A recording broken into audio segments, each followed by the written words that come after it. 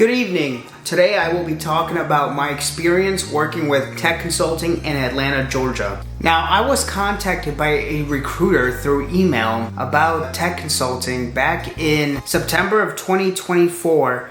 And the way that this worked was they were asking if I was interested in a position as a Java developer, and they had me take an exam that they sent me through the email. And they were, with this process, it was a very quick process. So they wanted me to complete the exam, and then they were kind of expecting me to fly out within a week. Now, I'm going to dive in about my experience, and for the most part, it was not a good experience. The company is a bit shady, so I will be addressing that. So when I get this phone call, they tell me about the position, but they tell me that I have to do a test. So I immediately rush home, I do the exam, and I wait, I think, for the next day to get a response if I passed the test or not. And for the most part, it was pretty easy. If you went to school, you would know these answers to these questions. The quiz wasn't really hard, so I ended up passing it. And the way that the recruiter told me about tech consulting is that they work with clients on a project base. So the way this works is you get some training and you land interviews with their clients. I don't know exactly who their clients are. I'm pretty sure they work with a lot of big tech firms and even just smaller tech firms. But you work on a project base. Let's say a company has a project that they were working on, but they don't want to bring in a full-time employee just to help work on that project. They hire a consultant, which comes in on a 3 to 6, sometimes a year. Now, the way that tech consulting works is that you will be training with them. So they train you on some skills that you will be using once you land a job with a client. So they train you in those technologies, and you go through interview process with the companies. Most of these clients only function as a project based. So by that, I mean that they only take you in for a particular project that they're working on. So instead of bringing in a full-time employee just to work on the project, they bring these consultants in who are already trained, and they work on the project, which probably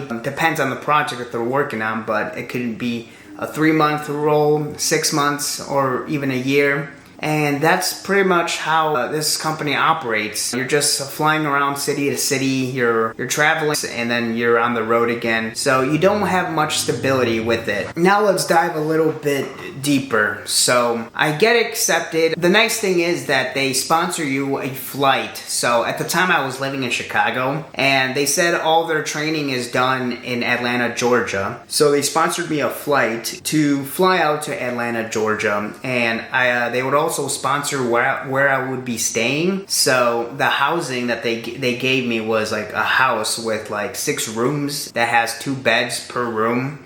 There's 2 showers. I would say that the house looks nice from the outside. I mean, the neighborhood was a really nice neighborhood. I would say it was like an upper middle class. It was an affluent neighborhood that we were staying at. But the house was not in really good shape. I can dive into that. So I fly out to Georgia.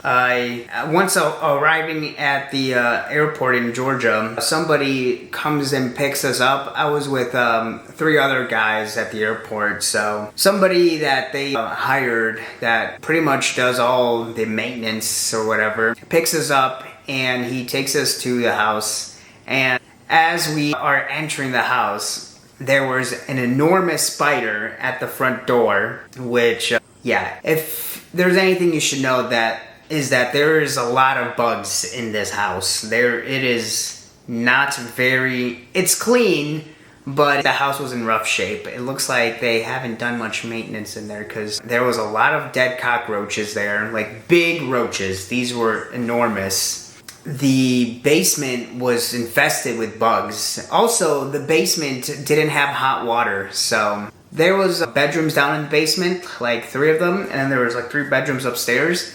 The only one that had warm water was the upstairs. So if you wanted to take a shower, you would have to go upstairs. So when I arrived there, there was 6 of us. They told us that they would bring in 6 more people, so there would be 12 people living in the house, which for me, I grew up where I was I had my own room, I had pretty much my own space, so the idea of living with 12 other people, I didn't really like it. So the idea that I would have to wake up and wait to use one shower that had warm water, it's either that or I would use the basement, which had freezing water. I was not really about that. Also, only 2 bathrooms, only 2 toilets for like 6 people. So if you have 12, there's 2 toilets. Pretty much 6 people are using it. And that's not something I really wanted to do. But at the time, I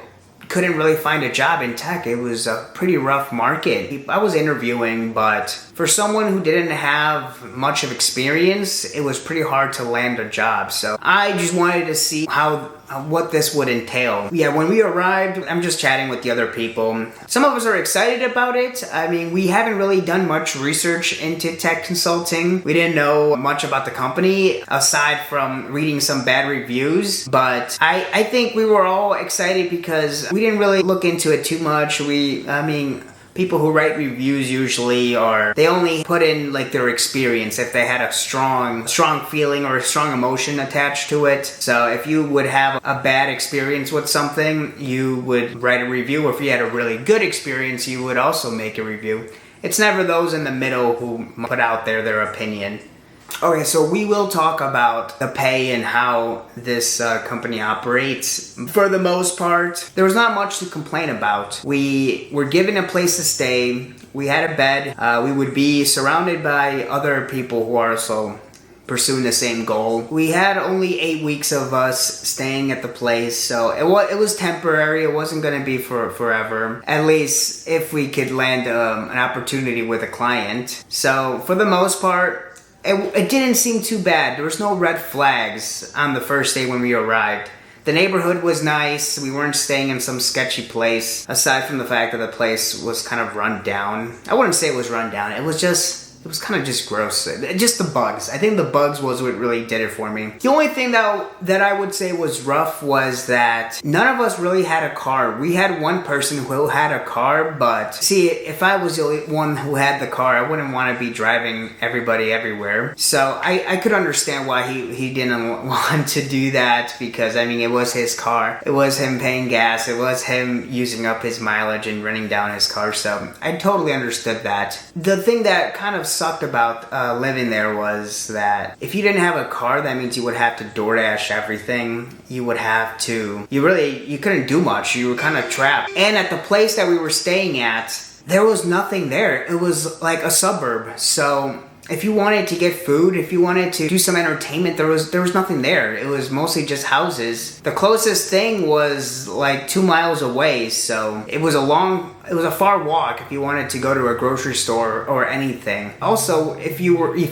to walk there, one of the other guys I was there with, we decided to go to the grocery store to get some food and stuff. You were walking by like a really busy street, so it wasn't like a peaceful walk. It was walking and a bunch of cars are just zooming past you on the sidewalk. So it was pretty rough. Like you kind of felt trapped there. I don't know. It's just, there was just a lot of freedoms that I enjoyed living back in Chicago that I didn't have here because I didn't have a car. It was rough. Now, there is a lot of drama that will happen with this story. So basically, the first night was pretty chill. There was no drama there. We were all pretty excited. So we all kind of just went to bed because the next day we had orientation, and that was also the day where we would sign the contract. Now, let's go through the next day. So we all wake up early. We all get ready. I go for a morning run. We all get in the one person's car and we drive to their office, which was in downtown Atlanta. Their office was actually really nice. So we arrived there and they tell us that they would give us food, which we were all excited about because we didn't really have much food. They didn't provide us any food, to be honest. When we arrived there, they said they had food, and the food was literally just fruits. It was fruits and I think donuts, and that was it. So we all sit down in this like room, and they had a lawyer there to kind of just explain everything to us, because this was one of those companies where they make you sign a contract, and if you breach the contract, you have to pay the fine. The fine is usually like, I don't know, $10,000-$20,000. So he goes over like about the company and all of that, and pretty much just telling us how they operate. And for me, I wasn't really about it. So they would pay us for the training minimum wage, which was like $7.25. I think they were paying me $10 an hour. Yeah, that was like $50 a day basically, I think. So what is that, like $250 a week probably before tax? So I was pretty much earning $200 a week, so $800 a month. I don't know how you can survive off that. I mean, I guess if you break it down, you could. I mean, if you just pretty much just for you to get food, you really couldn't do much for 8 weeks. So if you were okay with doing that, that's totally fine. But I wasn't sure at the time if that's something I really wanted to do, because I didn't know if this would work out. I didn't know if I was just wasting my time here where I could have actually just been getting a normal job. I didn't know if this was worth it. So while we're all talking about it, we're all thinking, they said they would give us another day to make a decision, because it was a pretty big decision. You would have to commit to the training, and I think it was like 2 years, so you would have to be with them for 2 years. It was a big commitment. So the training was for minimum wage. Once you actually landed a role with the client, they bumped up the pay to like a regular salary. It wasn't a lot, at least for what they were presenting us as. So they presented us as senior engineers to the clients. So a senior engineer makes, I think, well over $100,000 a year, but they would take like a percentage of that for them, and we would pretty much, in essence, be making like from $50,000 to $70,000 a year, which is good depending on which city you're working in. So if you're working in, let's say, Indianapolis, that's probably a good salary. But if you're working in New York or Los Angeles, that is not a good salary. Now, we all go through it. I think only one person ended up signing the contract, while the rest of us had to think it through, because it wasn't something that was pretty ideal, at least not for me. So we ended up going back to the place, and we all kind of just talked about it. And I think the people that they recruit into the place were mostly people on H-1Bs, because there was only me and one other person who was an actual American, like, citizen, and the rest were foreign workers. So I think what this company does is they rely on H-1Bs to work for them, since they are, not to say they're more desperate, but when they're here on a temporary visa and they need it to be renewed, they take more of that risk of, working for these companies. So for me and the other guy who was an American, we both were not really on board with this company. Somebody inside of our group, our batch as they call it, actually knew someone who already went through the process, and I think was working with them. And I wanted to do some investigating more about the company, because I was reading the reviews on Reddit. I didn't have a good image of this company, so I wanted to get more insight from somebody who's actually currently in it and is, I think, in his first or second year. And we got in touch with somebody, at least I did, and let's just say he didn't have much positive things to say. So I got on the phone with this guy. Somehow I got his number. So I got on the phone, we were talking, we were chatting for like a long time. I think it was like an hour or two. We were just talking about the company, and he was pretty much just dropping everything, because you're not going to get the true information out of the people who are trying to get you to sign on to this contract. So I needed somebody who's experiencing it already. And pretty much, I don't remember much of the conversation, but pretty much didn't have much positive things to say. He actually has been there for like a year. So the training was supposed to be 8 weeks. He's been there for a year, still looking for a client to work with. So, can you imagine working there, like making the minimum wage of $7.25, or I guess $10 an hour for a whole year? At the time, I couldn't do that. I had student loans to pay off. I had pretty much some debt I had to pay off. And I wasn't gonna do it making $800 a month, which is a really low wage. I immediately, once he told me he still hasn't gotten an opportunity, that's when I immediately was like, I'm not signing this contract. I have to fly back home. I'm just going to reject the offer. But he also, he told me about how the conditions of the house with all the bugs. It was pretty much, he pretty much just told me, because he was also on an H-1B visa. He pretty much just told me that the company kind of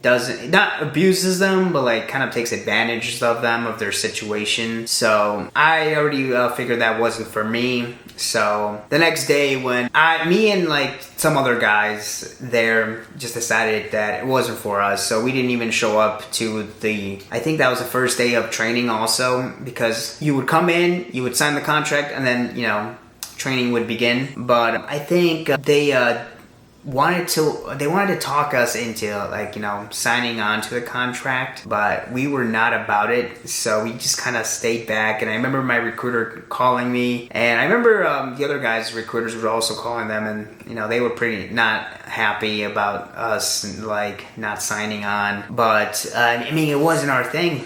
We just didn't want to do it. And they ended up actually sponsoring us a flight back home, which was nice of them. So yeah, that's pretty much my experience with tech consulting. Now, to end on a lighter note, something positive about the company, I still keep in touch with a few of the guys who actually stayed there, and they actually did end up getting a role. So one of the guys I was working with, well, not working with, but who was there at the same time that I was, he actually ended up getting a job after his 8 weeks of training. So he ended up getting a job for a financial company in New York. So I think it's all about the market and the timing of it. I think for the guy there previously, it was still during a time when tech was really slowed down with hirings and also just the layoffs that was happening. So I think it all just comes down to that. It's not really a company for me. I don't see much benefit for me to be leached onto a contract for 2 years and not pretty much just be forced to work there, unless I want to pay a big fine. I don't see that. I think I like the freedom of, if I'm unhappy working at this place, that I can just, quit and find a different job that fulfills me and suits me better. But overall, should you take this opportunity with them? I guess it depends. If you are struggling to find a job in tech, or let's say you transitioned into tech and you want to get a job and kind of get that foot in the door right away, but you didn't go to college, I would say then yeah, this probably is a unique opportunity. But if you're a college graduate, I would say, and if you're an American citizen as well, I would say this is probably not the best option. Just keep applying to other jobs, keep networking with people, and hopefully that opportunity will come. At least it came for me with